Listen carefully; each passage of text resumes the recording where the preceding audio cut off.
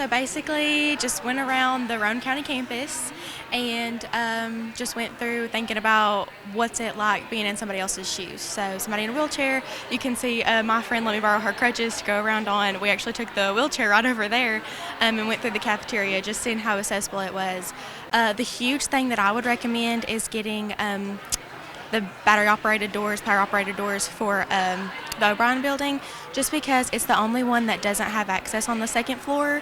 And so if somebody needed to go to the theater and needed to go to the gym and was in a wheelchair, they would have to completely switch parking lots before they could do that, which takes a good chunk of time. My project is about the abuse of contact lenses. A big thing about it is what can happen, what kind of diseases can go along with not taking care of or sharing or swimming in your contacts. It can cause a lot of different issues and diseases, make your eyes feel really gross. Got a lot of bad pictures, but it's really interesting to learn how to take care of them. The male gaze is a concept that was coined that describes how, since heterosexual males have dominated the industry for so long and media, it's become the norm instead of men and women contributing to the media. And so now males and females both write under the male viewpoint instead of a mix of the two. So I did 3 projects. I did a liver function case study compilation, so I did 6 case studies. And that's really just to help people in my program and future programs be able to tell the difference between different liver function disorders. And then I also did a urinalysis artifact atlas because in the actual lab we do a lot of urinalysis, and there are a lot of different artifacts that can be found in urine, and they can be very confusing. So having it kind of compiled together to be able to tell the difference is really important. So that's about 40 pages long. So there's a lot in that. And then I did a game to help remember clinical microbiology. So we have a lot of different organisms that can easily be mistaken for one another. And I have some cards as well for the students to have some key points so that they can kind of help memorize things better for our BOC, which is our licensure test at the end of the year, and just the course in general. So I'll be giving all of these to my program director after today. So for my U.S. Modern History class, I wanted to do an honors project, and I thought it would be interesting to do one that involves something artistic. So I decided to do tie-dye because I knew that dated around the 60s with the hippie movement. But when I looked more into it, it actually goes way on back to 4000 BC in India, which I found very interesting. So my project is over stress hormones affecting labor outcomes, the different hormones that are used in it and the different stresses. And then also talking about eustress and de-stress and how the different stresses, work with labor. People think that stress is really, really bad, but, for labor, there's actually some stress that's good. And so I went over how, they affect that and how it plays a role in labor. My project is about history throughout the decades and regarding to media, especially television, throughout history as people experiencing the news. We have mourned, grieved, celebrated so much, and how we see it now really matters. So I wanted to present the 40s through the 90s. 40s is the first time we see television, and 90s is the big boom of the internet, and I wanted to highlight what we saw. I show the connections between the Christian Bible and also the Hebrew Bible. And I show how it connects to the Epic of Gilgamesh. And the way it does it is through characters. It does it through themes like the setting of the sun and the brevity of life. It does it, like I mentioned, through Noah and the flood. And it also does it through the wrestling of Jacob and the angel, and how it connects to themes of the rite of passage and proving that you're a king, proving that you're worthy. And so these are themes present in Gilgamesh that I believe the Bible utilizes within its context, and it doesn't discredit biblical authority or for Christians biblical inspiration. Rather, it upholds it and lets us know that we need to read the Bible in its cultural context and read it clearly that way. So I have 3 projects in total. I have the first one right here, which is cats throughout history. So we have from prehistoric to Renaissance, and prehistoric Mesopotamian, ancient Egyptian, Greek, Roman, medieval, and early Italian Renaissance. And this was for a humanities and early Western Civ joint project. I wanted to capture that. These are based on actual art that is there, so That's from history. So because those both classes had the same timeline, I decided, why not? I love cats. My cat was the model, so I might as well. My second project is the guillotine, specifically from the Reign of Terrors.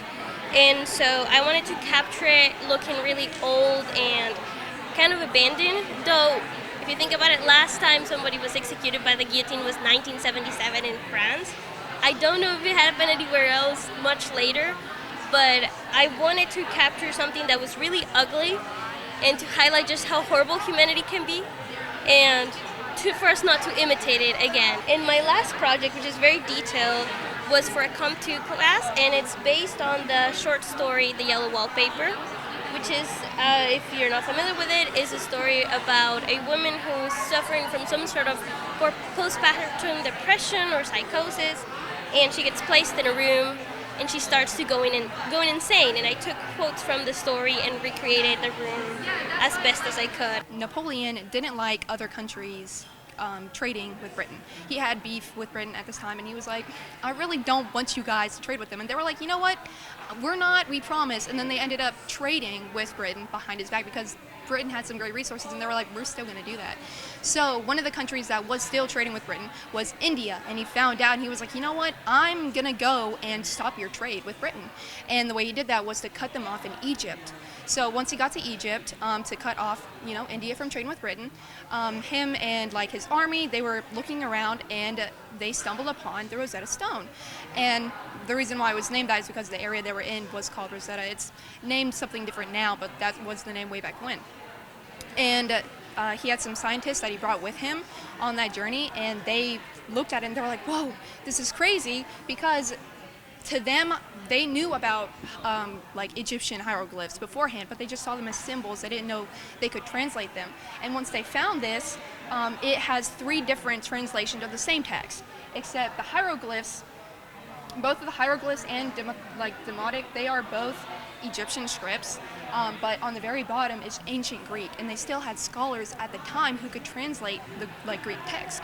And so once they translated the Greek, they were able to translate the rest of the Egyptian hieroglyphs. And so the reason why the Rosetta Stone is so cool is because it gave them the key to be able to translate Egyptian hieroglyphs. And so whenever he got there, he found this. He was like, this is an amazing discovery. Except, while he was there, Britain was like, I'm upset that you stopped my trade with India, so we're gonna storm down there. And they conquered Napoleon and his army. And by doing so, they took away the Rosetta Stone. And that's why it's in the British Museum. That's why it's not in France, because they took it. And that's where and when it was translated. Okay. Hi, everybody. Okay, so I wasn't originally going to give a speech, but my sister told me I should. And now that I'm standing up here, I'm wondering why I just now started listening to her advice. On the first day of my class in Lifetime Wellness, we discussed various dimensions of health. A majority of my class agreed that emotional wellness is the most important of the dimensions. For this project, I wrote a speech that supported the idea that emotional wellness is the pillar for the other dimensions of wellness, using data and my own personal struggles with mental health to support my claim. I've struggled with mental health since I was 17, and I can tell you firsthand that if you were mentally unwell, you cannot take care of any other part of yourself. When the mind is under attack, the rest of the body has no commander. Without that foundation, physical fitness, social goals, and academic dreams simply cannot stand. As I was condensing this speech to fit our 5-minute limit, I realized I had left out the very thing that actually pulled me through my toughest battle last year. While medicine and therapy are vital tools, there's a third, equally important component, the support system. So I'm going a bit rogue with this speech, bear with me.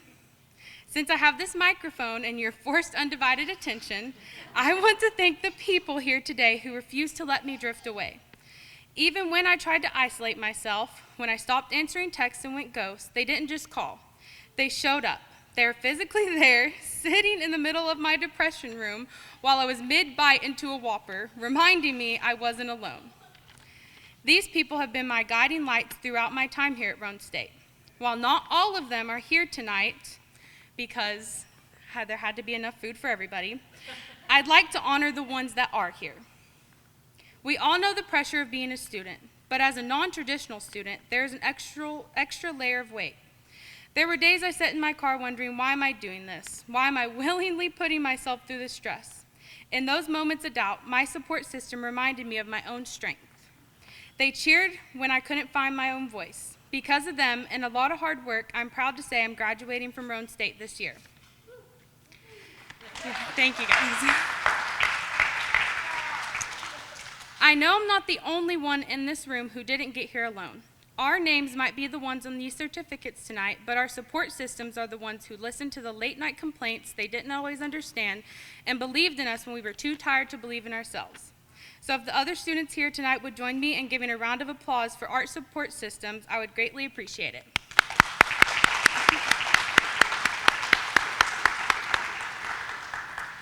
As we move forward into whatever comes next, let's remember that emotional wellness isn't just about what's happening inside our own heads. It's about our community we build around us. Take care of your mind, but most importantly, never be afraid to let your support system lead the way when the path gets dark. And again, thank you to my people. Without you, I don't know where I'd be, but I wouldn't be standing up here. Probably still be munching on a Whopper in my messy room. I promise that when I get rich and successful, I'll take you guys all on vacation, and I love you. Thank you.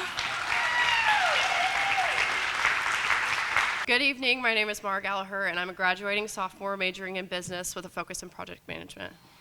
Today I will be presenting on the impact of photography on social movements and how something just as simple as an image has the power to shape history, influence public opinion, and inspire change across generations. Since the beginning of the camera and the invention of the camera, photography has played a major role in how people understand the world around them. Before photography, news spread mainly through word of mouth or written accounts, which could be biased or incomplete. People often had to rely on someone's own eye interpretation, even if things were happening far away from them. This shift in technology created a new level of awareness, where photography became an outlet of powerful evidence, capturing moments of protest, injustice, and human struggle in ways that words alone couldn't fully explain. One of the earliest examples of photography influencing social conflict can be seen in the 1800s. During times of unrest, such as the riots in France in 1848, images of protesters symbolized resistance and courage. These early photographs, by daguerreotypes, were rare and difficult to produce. Because of this, they had a high importance. Each image was not just a picture, but preserved every moment of history. Photographs gave people insight into events they would have never witnessed otherwise, and they helped shape how those events were remembered for generations. As time went on, photography became more accessible, and its influence continued to grow, especially during the labor movements. This was a time when working conditions were extremely harsh, particularly for children. While written reports described these conditions, they often failed to fully capture the severity of the situation. However, when photography was invented, everything changed. Images of child laborers standing in factories, surrounded by dangerous machinery, made the issue extremely impossible to ignore. These girls were not just participants, but they were symbols of a struggle. Their presence in the image highlighted the injustice that they'd face daily. What makes images so powerful is the emotional response that it invokes. Viewers are not just informed, but they're moved. They are forced to confront the reality of the situation. This emotional connection is one of the strongest aspects of photography. It transforms all distant issues into a personal issue that invokes emotion. In addition to these labor movements, photography has had a significant impact on political opposition movements. During the Prohibition era, for example, photographs were used to represent both sides. Some images captured law enforcement in the effort to uphold laws, while others captured protest, peaceful or unpeaceful, and resistance from those who opposed it. Another notable image was a woman holding a sign that read, "Abolish Prohibition." This image represented more than just opposition to law, but the shift in society. Women at this point had recently gained the right to vote. This was the beginning to take on a much more visible and active role in political movements, and photographs of this was extremely important. Photography helped document this shift and bring attention to voices that had once been overlooked. As we move into more modern times, the role of photography becomes even more powerful. Today, nearly everyone has access to a camera through their phone, and images are instantly transferred. This has completely transformed how social movements gain attention and support. A clear recent example of this is the global climate change movement. In recent years, powerful images of wildfires, glaciers, and other weather events have circulated widely. These photographs have made the effects of climate change visible and urgent to people, invoking those emotions. The key difference in this technology shift is how photography spreads so much more quickly. In the past, it took time for them to develop and distribute, but now a single image can go viral on social media with just a click of a button. With the increased power of photography becomes responsibility that we must all take. Because they can spread so quickly, they can be misunderstood or taken out of context. This makes it important for us as viewers and the photographers like myself as well to be cautious and careful with what they share. While it can be powerful for all, it must be used carefully and, again, responsibly. Today, photography is one of the most powerful forms of communication that we have. It informs, persuades, and connects people across cultures and distances. Whether it's an historic black and white image or a new trending viral post on TikTok, photography and even videography continues to influence how we see the world today and how we respond to it. To conclude, photography is much more than the way we just capture a quick moment. It's a force that has directly shaped social movements, challenged injustice, and influenced public opinion throughout history. From the early images to protests to modern-day digital media, photography has helped bring attention to important issues that we see and inspire change. Its impact will only grow stronger. Photography continues to play a critical role in shaping how we understand the world and how we respond to it. It not only records history, but it helps us be the ones who create it. Thank you.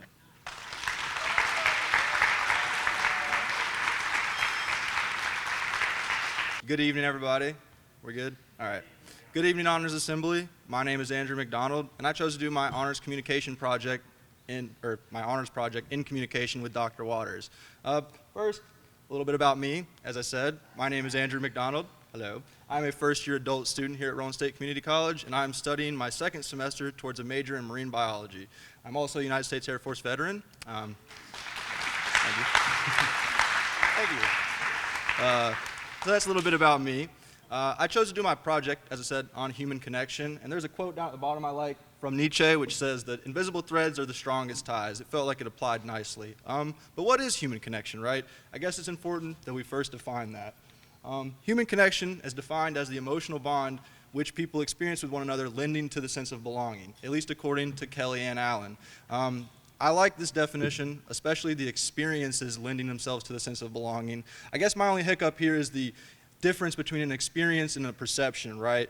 Like, say you're aware of something but not necessarily a participant. For example, watching an interaction between two people in a video on the internet. How are you experiencing that? I don't know.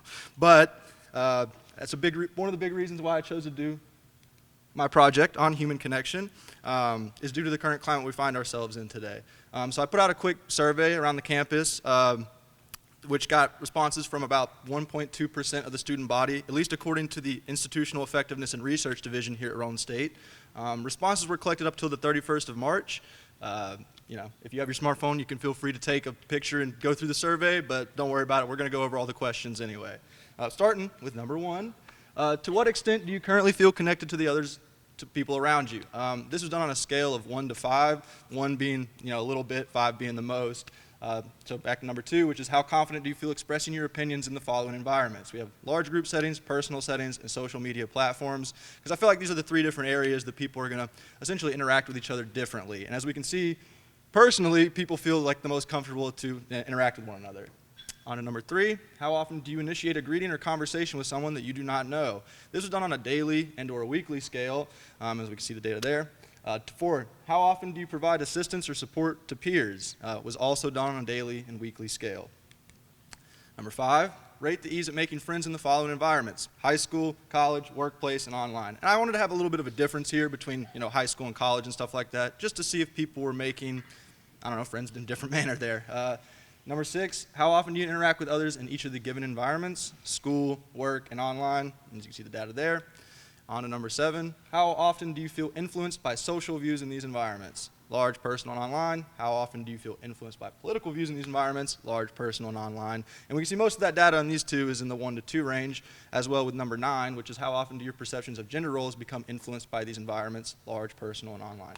Those are the 9 questions that I put together, put forward to everybody, but I'd like to specifically look at 2 images. That top one being, to what extent do you currently feel connected to the people around you? most of this data falls in that 3 to 4 range, which would kind of show people feel somewhat connected to each other, right? However, when we look down, how often do you initiate a greeting or conversation with someone that you do not know? We see that most of this data does not fall in that range. It seems that people are not communicating. So I guess my question is, how? How do you communicate with others and yet not be connected to them? I believe this is due to our increased interconnectivity, which is leading itself to our lack of genuine connections, right? But there are tons of different things that affect this connection, personal experiences, social pressures, just like the regular internet. I feel a little bit different than social media, but also social media and gender. For example, maybe this is a good example, but say I'm walking behind a guy just a couple of paces, we're getting to a doorway, right? And like he doesn't open the door for me or somebody else. Maybe I think a little bit less of him for that. When it's a woman, I probably wouldn't care, me personally, at all. That's just me, but why does things like that matter, right? Why is that important?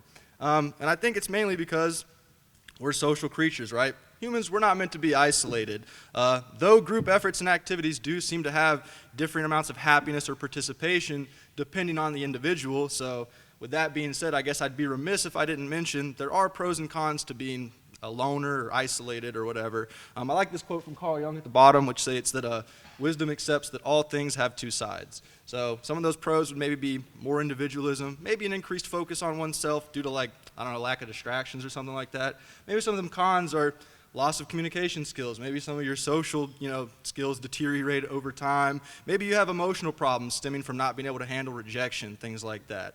To sum everything up, though, honestly, I'm not sure the solution to these problems. I don't even know if there is a solution to these problems. I do believe the pros of being an involved and present person in your community will lead you to a much more fulfilling existence. But hey, I guess that's up for debate. These are my works cited pages. Thank you all for your time, and I hope you have a great rest of your night.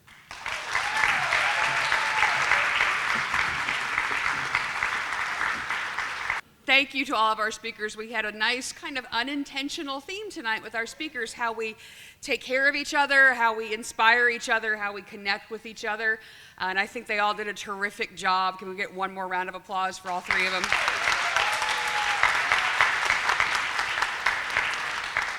We will now be honoring our honors graduates who have accumulated enough hours to graduate with an honors diploma. But before we do that, we're going to honor all of our presenters tonight are going to receive a certificate for their participation and a nice pin that they can wear at commencement if they so choose.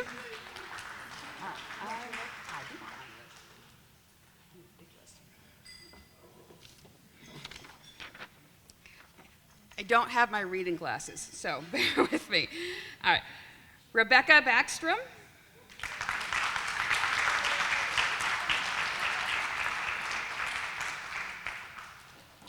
Riley Belichick.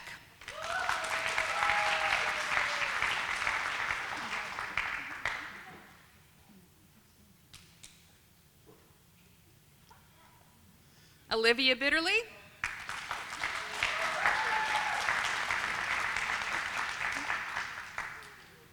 Anna Caswell.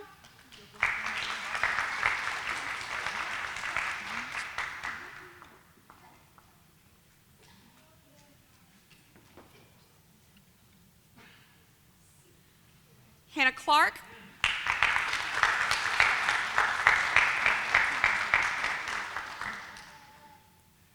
Leviticus Davis. Sorry, Leviticus.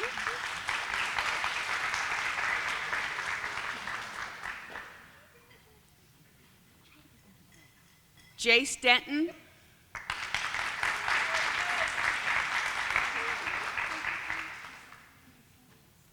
Samuel Farrell.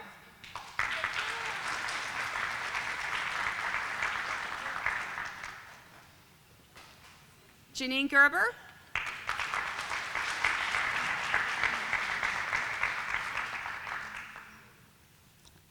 Anna Givens.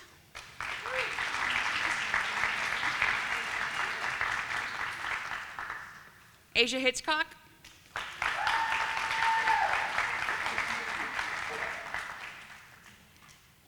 Hannah Eichpotten.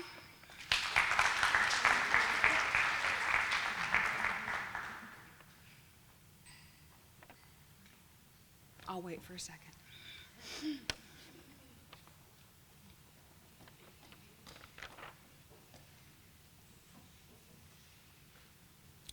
Jessica Narr.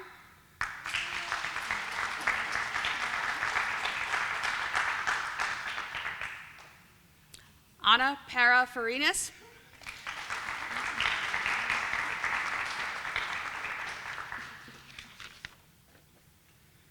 Andy Rivera.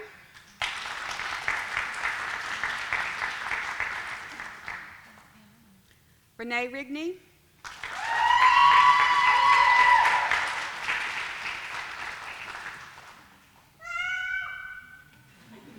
Cadence Slater.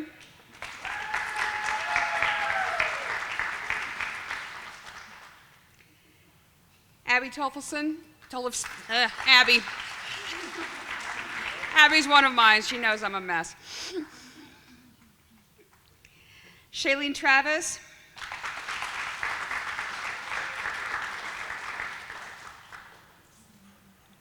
Cadence Unra.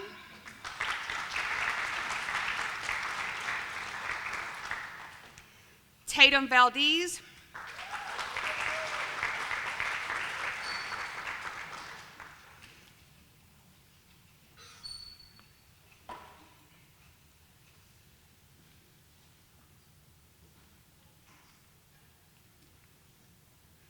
Braden Whitecheck.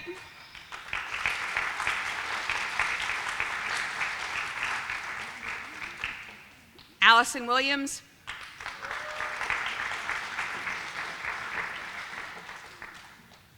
And Christine Rycat. I'm so sorry.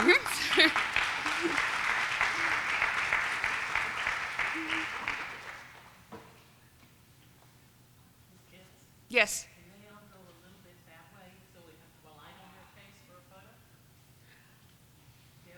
I think so, absolutely.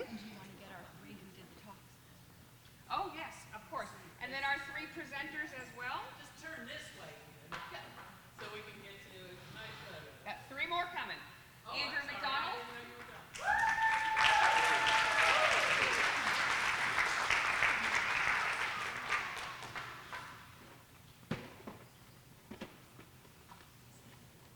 Maura Gallagher.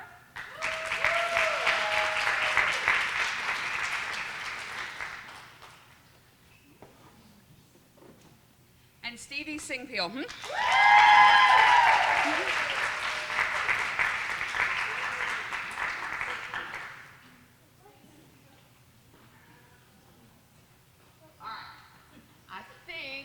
Dr. Murphy wants us all to scoot together so she can get No, everything. just right. Actually, if they just turn their faces so I can see every one of their faces, that'd be kind of fine. And from the back end, you got to come a little bit around.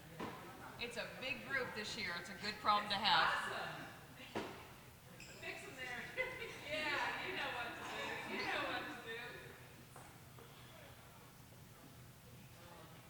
Ready? 1, 2, 3. Thank you so much.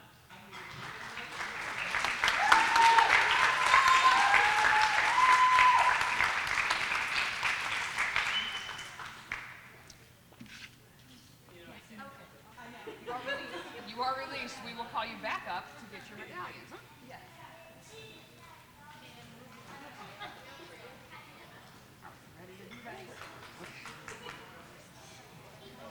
All right, as they are making their way back, I'm going to call some of them back up front. We will recognize now our honor students who have earned enough honors credits to have a special diploma at graduation and a special distinction. So first we will do our honors associates. This is a completion of 12 semester hours of honors credit to earn an honors associate designation. C.J. Berg.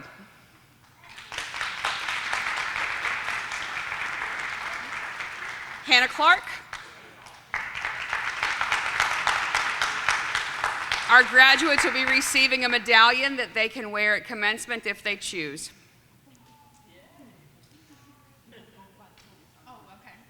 Abigail Early.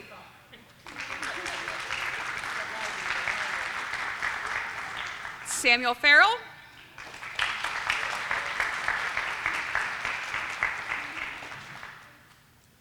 Alyssa Houston.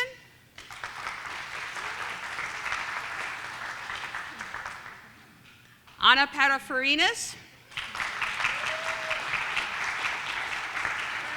And Sophia Sangre.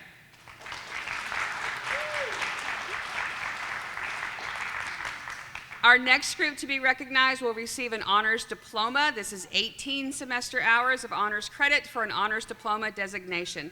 Maura Gallagher. Anna Gibbons. Micaiah Jones.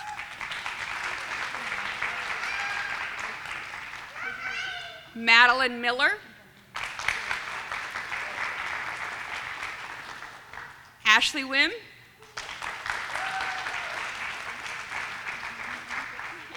Renee Rigney.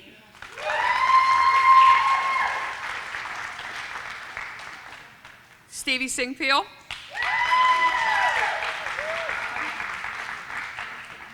Shailene Travis.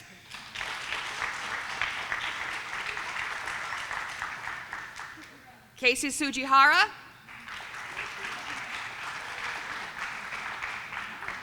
And Braden Whitecheck.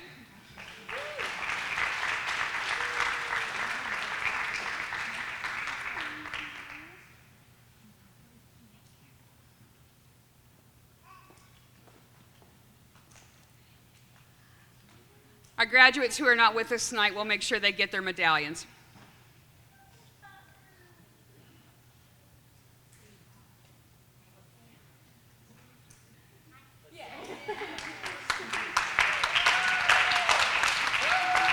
Congratulations again to all of our honors graduates. They have to work extremely hard to earn those credits, so this is a great distinction for them. We want to thank you all for coming tonight. I hope you enjoyed looking at all the wonderful research our students have put together and hopefully discussed with you, and we will see many of you again next year. Have a great evening.